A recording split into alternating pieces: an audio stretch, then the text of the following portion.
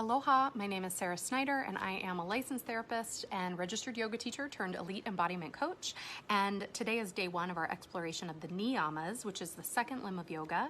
And these are our internal values. So the Niyamas are like a guide for personal discipline, which really makes them like ready-made resolutions for the new year. So according to the first Niyama, we're wanting to strive from a place of Saucha, which is really purity or cleanliness, right? We want to remove the layers of the past so that we can really clean the slate to be in the present moment.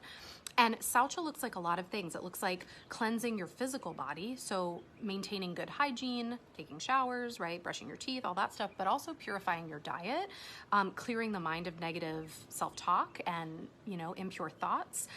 Maybe it could mean cleaning out, decluttering your car, your closet, your jewelry, your books, whatever you're feeling like is cluttering and weighing you down, right? So when our outer environment feels clean and peaceful, our inner environment, our internal environment also feels peaceful as well, right? It feels clear. So a question to consider as you set your intentions for 2023, what needs purification in this next year, right? What in your life? And I'd love to hear anything that resonates for you with that. If there's something that you're wanting to cleanse and to purify for yourself in your life, please let me know in the comments and register for our resolution reboot.